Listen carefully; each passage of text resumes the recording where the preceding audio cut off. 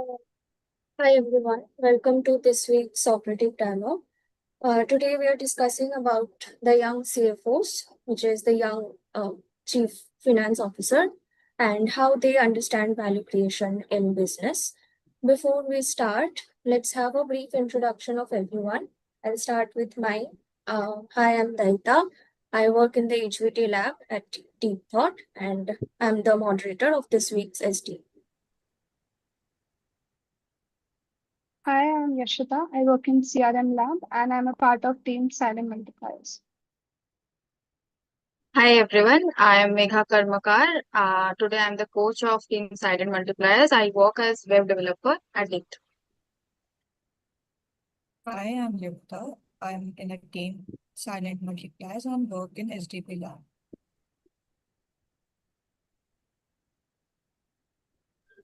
Hi everybody, I'm Aditya. I work in Deep Thought as a web developer and I'm in Team Value Hunter. Hi everyone, I'm Nandini. I'm working in the BGC lab and I'm in the team the Value Hunters. Hi, I am Suchanda. I work with Coach Brady and I am in the team the Value Hunters. Hi guys, I'm Harshita and I work in GRS Lab and I am the coach of Team Value Hunt. Hi everyone, I work at Create Organics as a business analyst. I'm team member of Silent Multipliers. Okay, we can move on with the presentation. Which team would go first? Team Silent Multipliers of first. Sure. Before you start your presentation, please tell us the reason why you chose this name and also give us a 1 minute summary of your pitch. Yeah, I will go. We name our team as Silent Multipliers as the CFO believes in the value. Value is something like compound interest. It silently multiplies and gives us a huge impact at the end. So we named our team as a Silent Multipliers. In our presentation, we would like to discuss about what is the value and how value changes based on the situations and our new lens of the value as value pyramid and how it impacts the project. Yeah, value is not the something that we can see in the finish. It sets us as the motion. A CFO sees every task as an investment decision. Mega. As we said, value changes based on the situations. Yes, the value changes based on the situations. If you are in a desert, you can trade a glass of water for 10 diamonds, but if you are in a AC room, you can't even trade it for a 5 rupees.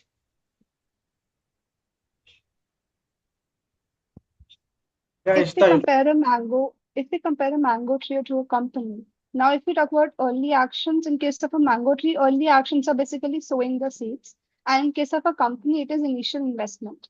And if we talk about the long-term yield, in case of a mango tree, it is the fruit that it bears. And in case of company, it is the profit or the revenue that we get. Next. If we talk about our lens and show you the value that we are creating through it. So if we take an example of UX upgrade, if we look at the short-term view of it, there's no direct revenue from it. But if we look at it from a long-term view, it helps us with faster searches and it is a foundation for AI tools. Next. Now, if we discover a new lens for measuring value, and as we are calling it value pyramid, it has 4 levels: action, alignment, acceleration, and accumulation.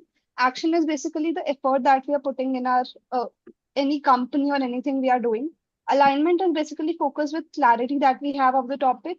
Acceleration is focused on trust, and accumulation means the brand or loyalty that we have towards the company. Next. So when we talk about a long-term value, it's always a tough question why it's just an speculation. Betting on our future can be like a gambling, like especially when there are no deadlines, we can see there is no final product or a payoff. But here's the difference. Future value isn't about a blind faith, it's about a disciplined patience. So value creations is about a learning. That's not just we will get in a smaller future. So value creation risk involves risk, and it's right with a right matrix. It becomes a strategy. Next, we often say value, money is value, but let's not confuse it by its actual matters. So what's more important is organization that never slow down or shows up a revenue chart, like writing a code or written a internal process or cleaning it. So this is what means like a CFO, to stop seeing like an isolated task, but as it what invisible value we are building today and how we are going to measure it right. Thank you. Thank you, Team Silent Multipliers. Over to Team Value Hunter for the questions. Yeah, I would like to go first. Yeah. Yeah, so you said that your UX often get dismissed as a non-urgent update, right?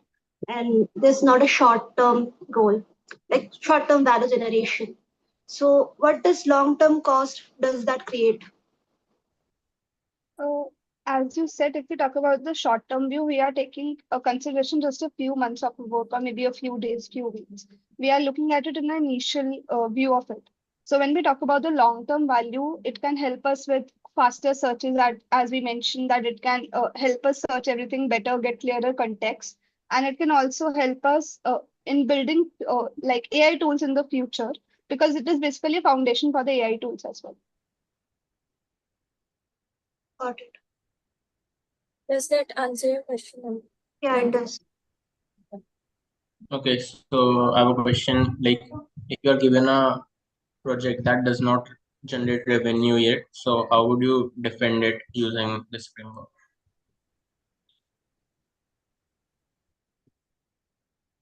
It is because the main purpose may be the revenue generation in the long term. But right now, if we focus on something, it is about value generation in the short term, if we talk about it. So it can be maybe it is helping in, the profits. The profits are multiplying. Or if you talk about something else, some other matrix that you are considering, if you are considering about the client involvement as well, the clients are multiplying. So you know that it is creating some value in the short term as well. So of course, it will directly impact the revenue in the long run. Does that answer your question, Aditya? So does it align with your value pyramid that you know? Yes, it does, because we are putting in efforts, right? The first step was putting in efforts, then getting a clarity of the topic. If we are putting in efforts, the effort here is trying to generate profit. So we are putting in efforts to reach our short-term goal of generating the profit. We are getting clarity of the topic. So in a sense, it is aligning with the value pyramid. Are you satisfied with the answer? Yeah. Okay, I have one question. But how will you decide the timeline and how will you check, okay, if we exceed this timeline, then we need to have some profit. How will you figure that out?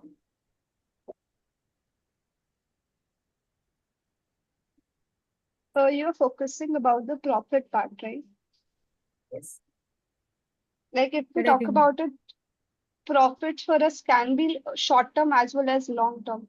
If we talk about short term profits, maybe it is, as I talked about, just like multiplying something. Maybe the sales, if we are multiplying sales, we are generating a little bit of profit, which is adding to our revenue at the end, if we are talking about it.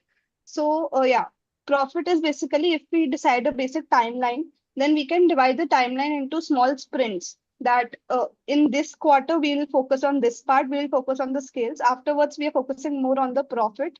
Then we are focused on the revenue generation and multiplying the clients. Does that answer your question, Sachandra? Yes. Okay, last question from my end. Well, how do you differentiate between a reckless bet versus a calculated strategic risk when it comes to value? Use the word gamble. So, where do we need to gamble more boldly to unlock exponential returns? Like, what are the parameters of it? It is focused on what you are gambling upon at the first place. Like if we don't use the words gamble, we take it in some other manner. If we take that, so when you're talking about investing somewhere, so you consider a lot of aspects. Will it give me any profits in the long return? Will it give me more of risk and less of profits? So there are various parameters that you consider before deciding if you're investing or using your money anywhere. So you focus on the basic parameters, do your research, and then try to comprehend everything and invest. Can you give me some example of those parameters? Can you like specify a little more what exactly you're asking? Yeah, as in you say some parameters are being used to see if it's worth the gamble or if it's worth the risk to take. So can you give me a generic example of some of the parameters in a basic which we can use for any company or any concept? That yeah, these are the deal breakers or these are the ways we can move ahead. When you talk about a company, you can look at the P&L and the balance sheets of the company. It can be a parameter to be considered. If it is generating more of the profits and you can see that they are multiplying the revenue or increasing their profits day by day, so you can see that, okay, investing in this company will be beneficial for me. You can decide based on that. Got it. If they are open to questions, if you have any.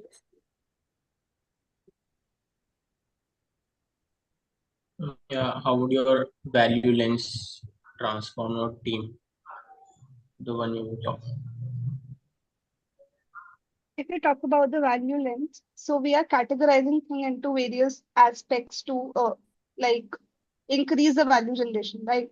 We are talking about efforts. Firstly, we are focusing just on the efforts. If we are multiplying our efforts, we are working day and night doing overtimes, then we can guarantee a little bit that we have more clarity of what we are doing, what project we are working on. We are trying to get more results. We are goal focused that this is our goal that we want to get. And we have various parameters in between. We are using sprints to reach to that goal, taking small steps at a time. So it is aligned with the project. So you want to reach the KPI. Yeah, for reaching the KPI, we have divided into various parameters. First is efforts, then it is clarity. Then you are talking about small steps like profit generation or increasing the clients or maybe increasing the revenue. And the end result you have is revenue. So you're taking small steps to reach to the revenue. Okay, and to reach those KPI, how are you using your value pyramid? As we talked, it has 4 stages, like alignment and everything that we mentioned over there. So if we talk about alignment, it is efforts. As I said, firstly, it is efforts. Then it is clarity of the topic. If you're putting efforts, you're getting more clarity about it. Afterwards, after the clarity, you are moving to maybe a small step of profit generation. When you are implying your profits and increasing in more and more, of course, it will affect your revenue, right? So in a way, you are moving towards revenue generation using that, using the 4 steps. Got it. Do we have any more questions?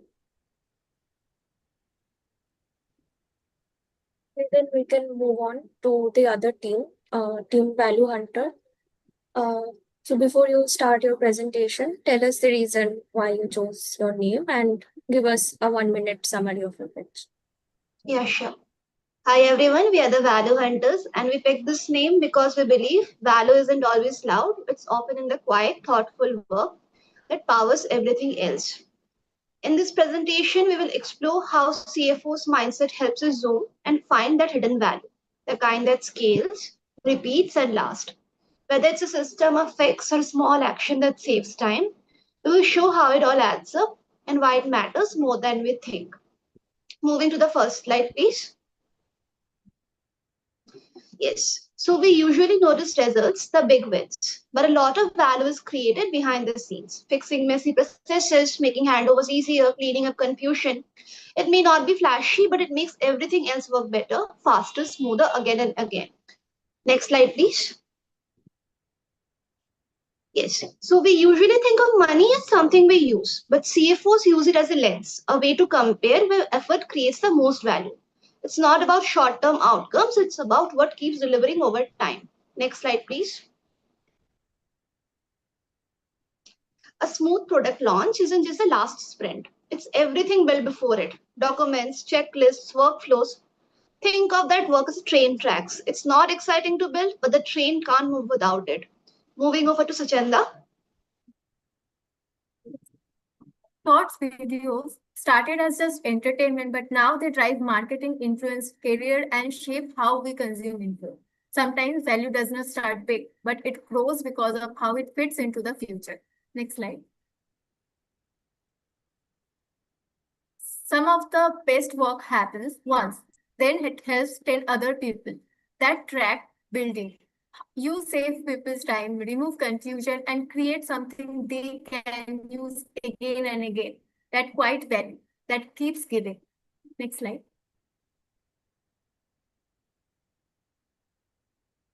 Not every task will lead to a win, but the pattern of building reusable, fixing root issues, and learning what works is always valuable.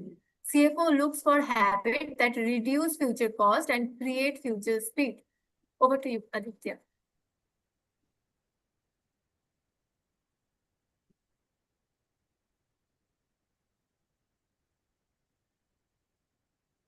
Aditya, I think you're on mute. Okay. Every launch or campaign that feels effortless, it usually backed by someone who made the process earlier weeks ago. They may not get the credit, but their work made the win possible. Next slide. Your work doesn't have to go viral to be valuable. If it saves time, reduces confusion, or helps someone else, that worth more than it looks. That's how long-term impact is built. Next slide. Okay. To close, let's stop chasing just short-term outputs. Some of the most powerful things we build today don't show up until months later. And that's okay, because the train will only come if the tracks are ready. Thank you. Thank you, Team Value 100. Over to Team Silent Multipliers for the questions. I want to ask a question. Apart from needs and demands, what can be a concept or a value framework that you can use to determine if something is valuable or not? I would like to answer that. That would be impact we are generating and the feelings we are like, not in the terms of technicality, but how that works make us feel.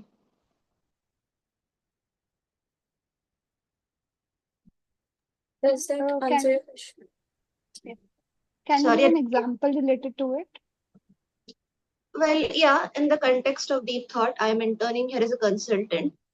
And if we just set the KPIs aside or whatever I'm contributing, in impact, I think deep thought is connecting with other individuals, training people like me who are not coming from this background. Also, we are generating some of the, for example, we're working on customized GPTs. So in future, if other interns come, they will be used to the habit like we are impacting and they will work on it in future. So we have a set plan for it. So that's the impact for future. And the feeling is the sense of accomplishment every consultant is feeling. Like whatever our team leaders or mentors are giving to us, we are going to use it in our psyche and work better. So these are the two other things that how value is being generated. Are you satisfied with the answer, Yashita? Yes. Any more Yeah, questions? I'll go next. Like, why should we prioritize the task that does not show result in, let's say, a next sprint or a next quarter, when there's a pressure to hit the immediate target?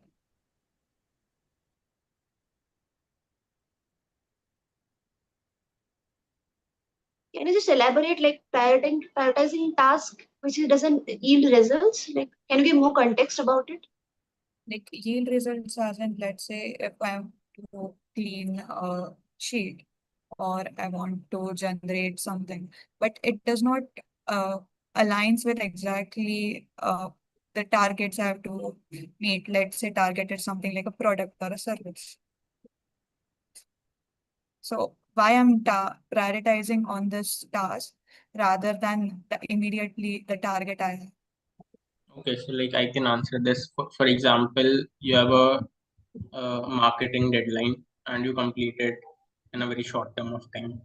But the next week, the same problem will arise, and because of previous things, you have no checklist or other things done, so you will again, fall in the same problem of execution and all. So you don't have that clear roadmap. So you'll again do it with brute force. So that's why, you have to think long term. And adding to that, if you are seeing about tasks that it's not generating value right now or future, let's take the example of deep thought. One is our lab oriented KPIs we are trying to meet, and the another being some of the certain personal growth. For example, this the LDIs, participation in them, pitching in them, keeping all the records, keeping the TOCs. I don't think it may be classified as tasks, but it's giving us value by making us better, to make us a better workforce.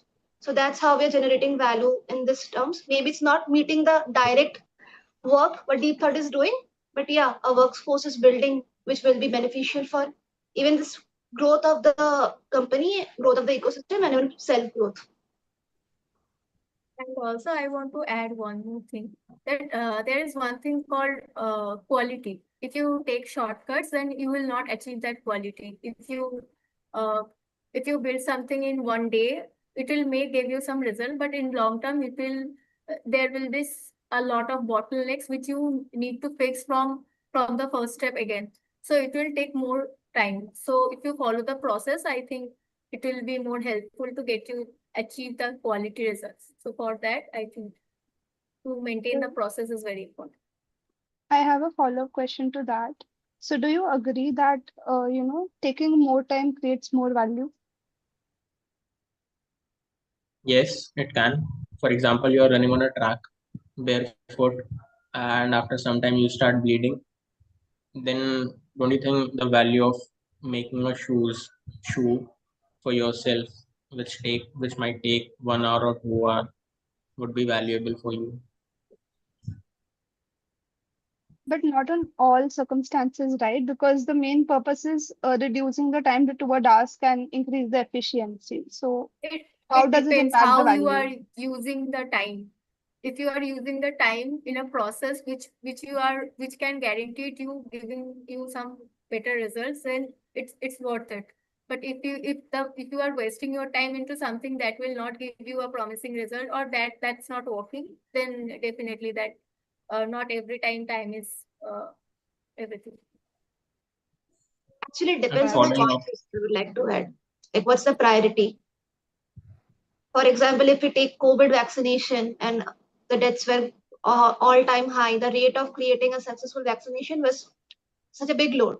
So yeah, the time is a priority that whatever we are generating, we should make it quick as possible. And secondly, if we are trying to create something big, let's make it maybe a student program or something like that, or a book we are publishing for the course. So I think some time is necessary. So the course, whatever we are generating, it's actually without any errors, and actually it helps the students. So yeah, time discussion, or let it be the government 5 year plan or the drafting of the Indian constitution, right? It took a long process in a lot of factors, many things, debates were happened between people, a lot of opinion were clashed. But yeah, we can confidently say the constitution we have right now, it's a prime example. It took a lot of time, a lot of efforts. So it depends on the context.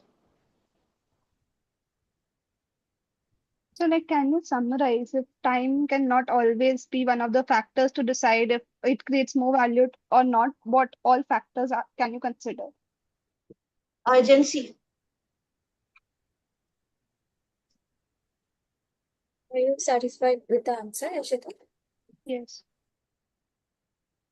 Yeah, I have a question. If you have 10 options, how would you choose one project that and make sure that this is worth playing the track that you mentioned? Well, same urgency, need, impact. These are the factors I would consider. Like compare 10 options and see which project is relevant and fitting all the check boxes. Adding on to that, if you have three tasks and you have like you are all of it in high priority, they are very urgent. So how do you decide among the three tasks which one should you do first and which will create more value? Is it for an individual person or in a team or group setting? Whatever you say. In general, you have three tasks and you can't divide the task. You are the only person who have to do the three tasks and all of them are urgent. So how do you decide which of them to do first and which will create more value? What are the parameters that you can use? Impact, as in, let it be three tasks. One, I will give you an example from my lab, that is BGC Consulting Lab. One is reaching out to business owners who are being on hold. The other being creating some of the documents we need for further use. Third, like we need the for custom chat GPTs for training of the future interns. It's urgent, so people are trained well. And the third being, let it be self updates, like keeping all the records. Three factors are there. So impact is for a company indeed. Third, I think reaching out to business owners who are expecting some form of contact to be prioritized. So it depends on where are the factors, because even if we say yeah, three other tasks are urgent, some criteria would always be there to separate the section, like which one should we go first. It's the same like to save the mother or the child, that situation. So, or in a sinking ship, should we prioritize women and children? That doesn't mean the men's life aren't important, they are. But yeah, keeping this consideration, it depends on the context. So you move ahead. So Yeah, so even like in this, I want to say something on that point. So if all tasks are very urgent and we cannot divide between task or delegated, so what at which point we are standing right now, that every task is important to us. So it does not matter whichever task we choose, because every task is on urgency, right? So you just pick any task and you can choose. But the value created by each task may or may not be same, no? If it's all about urgency. You just mentioned that all three tasks are urgent, right? So it does not matter like what value it is creating. If it is urgent, just Context, I believe, because whatever situation we lie there is, it depends on context will always be there. You cannot say, go parallel in two boats. So we have to make a choice.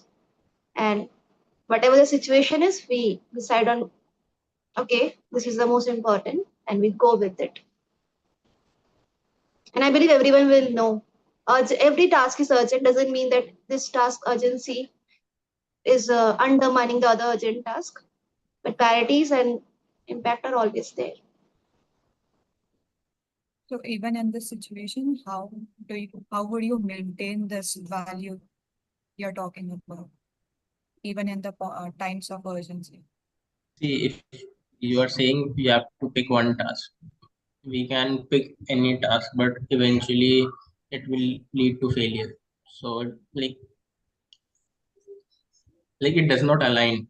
You are saying priority, and then you are saying every task is urgent. So if every task is urgent, you're contradicting yourself. If every task is urgent, just pick one and just execute it. It does not matter what value it is giving, because and if you say that the value creation is highest for one among them, then I think that would be a point where we can pick to execute a task. Let's say there is one task that's urgent. So how do you maintain a value till the end of it? I think it all Like, depends would on you priority and impact. As I'm always saying, repeating the same, but it is context. Let it be a schoolroom setting. There are two children. One child is have some like he's lagging behind, failing in four subjects, and he needs some remedial care. And another child is also failing in two subjects or one subject. Both of them need assistance. Both of them needs to pass. Both of the cases are urgent, but we know which child needs more attention. Or in the hospital context, one person have broken their arm, they need immediate care. Another person is probably in a ICU or in coma, like they might lose their life or need urgent blood transfusion. So both of them are very urgent. But that doesn't, like, that's why emergency wards exist, right? Every patient is valuable, every case is valuable, but that's how we also pick from the emergency ward. So yeah. So what we I can have do is to maintain the value. You just have to document it, whatever the process you're following. Have Just certain keep the value. principles, have some Maintain. morals.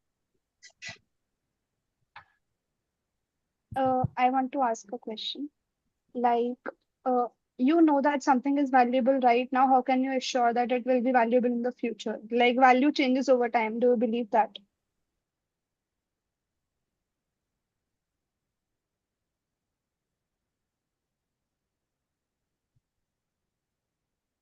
If it aligns with our core principles, and that means it's valuable. And deep thought is going through transformation. I'm using the example. Previously, it doesn't mean whatever work we generated that it lost its value, right? We take it as a learning experience. We take inputs, take how the works are going, and we're generating a new concept. So it's not losing its value, because I believe whatever we're learning from something, even if it's helping in reinventing ourselves, becoming much more like evolving ourselves, that means it's continue to have hold the value, even if it's not relevant in the future. My question was that do you believe value changes over time? And if yes, so how do you tackle that? That you worked on something very hard and it is valuable right now, but in the near future, be it 1 week or 2 week, trends change. So do you think value can change as well? So how do you tackle that situation? The Change definition of yourself. value changes. Yeah, Aditya, you can go ahead. Like it, I'm I saying will just add one change line. your. Like it is I mean, valuable, but the definition of value is different. Like it's valuable in different sense. Yes, Aditya, go ahead. okay. So if the value is changing, change yourself, change your approach, and align yourself with the trend, because value creation is very hard and value maintenance. No, value creation is easy, but maintaining that value is very hard. So to maintain that value, if if if trends are changing and something new is coming, so you have to adjust it. And if you are rigid enough to not adjust, then obviously your value is going to duplicate. So it depends on you how you're going to handle yourself in that situation.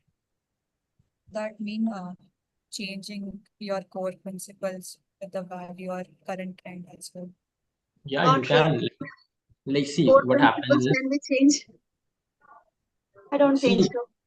Then okay, how can we let me get let me give, let me give you an example of Kodak. Kodak was a company of camera. So what happened in Kodak was they were not changing.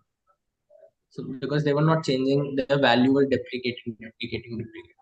One time, I think one CEO came, I'm not remembering his name, and he says, let's change the value of a company. He switched the value of a company, and he aligned himself with the new trends and everything that was coming to them. And from there, Kodak became very successful. So I think it depends on the external factors. what Adding to that, symptoms are bent? that's why feedbacks are very important. What customer wants, we need to be aligned with that. As Aditya said about Kodak, there is also one example related to BlackBerry, which is very famous that time. But right now we won't even use quirky keypad phone. But that time, that's a hero product in the market. So yeah, you need to change with the market. How market change, you have to change. Okay, we have any question?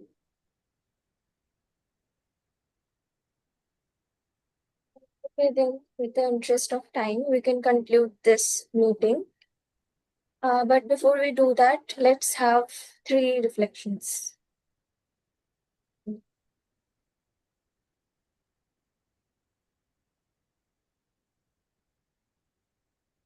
Who's going first? I believe it was a very fun session because as we said, value changes over time, and discussing about value is a really good way of knowing what exactly is value. And over time, values change. So how can we change our approach according to the changing of the value? So I think it was very thought provoking, and it was a great topic to discuss. Thank you, Rashida. Anyone? Yeah, I will like to go second. While doing this presentation, what I understood is that how gratitude is also important, because every one of us is generating some values. which we might not acknowledge on daily basis. We might think it's pointless, but it's really not. Because whatever we are working, even if it's very uncredited, if it's not even generating KPIs, but it's generating value in different sense. So all sense of values are important, even if it's not generating us revenues, but it's good for personal growth, and values are also relevant. Thank you, Nandini. Who will go for the last reflection?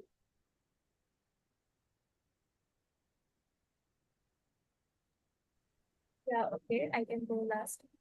So it's a really good conversation today. And also, as we are speaking about value, as we are speaking about feedback, and also how we need to change our values core principles due to feedback. And I think that that's more satisfying or more interesting part, which I felt really right. So yeah, that's a great story.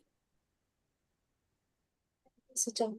Just reflect on something like don't always run behind value creation, because value creation take time. So what must be your dharma is that you produces good work, and you align yourself with whatever the newest strategy is here in this world, and just move forward with it, with the hope of that one day what you are doing will create a good value. Thank you, Aditya. Okay, then we can conclude this